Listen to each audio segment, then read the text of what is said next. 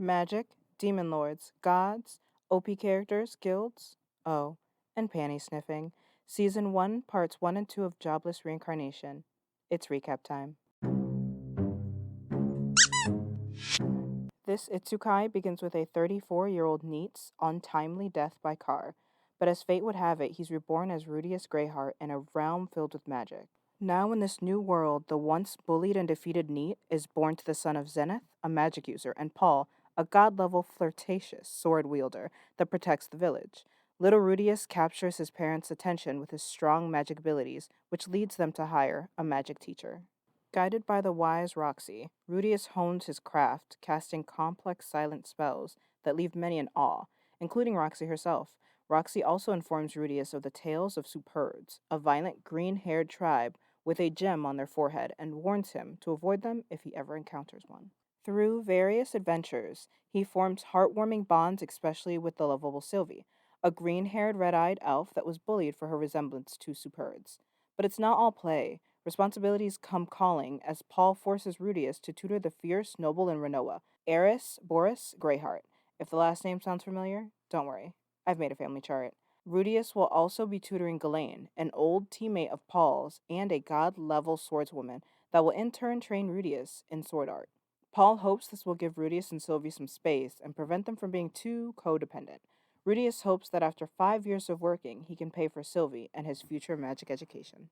However, the tranquil days take a dramatic turn when a magical anomaly teleports Rudius, Eris, and their protector Ghislaine into the treacherous demon lands. Separated from Ghislaine, Rudius and Eris form an unlikely alliance with Ruijerd Superdia of the feared Superd tribe. With his guidance, they navigate through perils, change perceptions of Superds, and even establish the renowned guild Dead End, which was another term for Superds. While traveling across terrains to make it back to Iris's town, they are forced to work with some sketchy people to travel with Ruijerd. They end up saving trafficked beast kids, but while going back to save a sacred beast animal, Rudius finds himself being blamed for the crime.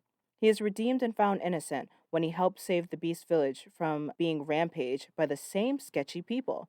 Rudius and Iris find out that this is the same village that Ghislaine is from. During their travels, Rudius shares his food with a girl on the street, which turns out to be Kashrika, the god of 12 demon eyes, and earns the rare Eye of Foresight, further setting him apart in this magical realm. Rudius also encounters a tense reunion with his father and embarks on a rescue mission. He realizes that the magic disruption affected everyone, and the weight of his responsibilities when it comes to finding his sister, Aisha, and his mother. He ends up saving Aisha and her mother Lilia from a prince with the aid of the prince's pervy older brother, and Rudius' sculpture of Roxy.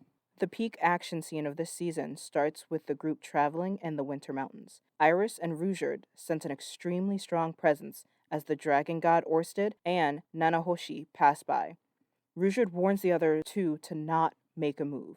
Orsted stops and questions Rudius about his knowledge of the man god. When Rudius excitingly acknowledges his connection to the man god, Orsted becomes hostile.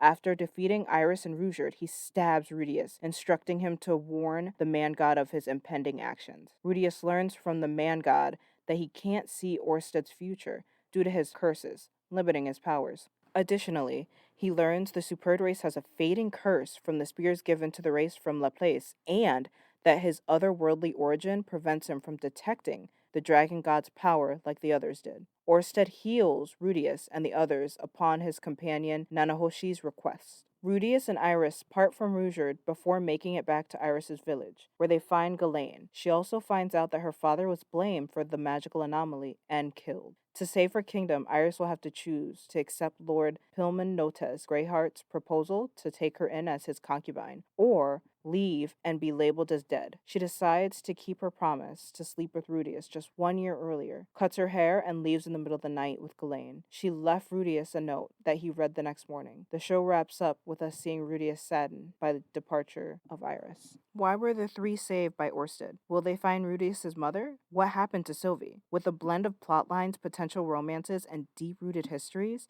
Jobless Reincarnation sets the stage for an exciting Season 2. If you're on the edge of your seat like I am, comment and let me know who you're most excited to see again in Season 2. Show some love, subscribe for more updates. Until our next anime escapade, keep the magic alive.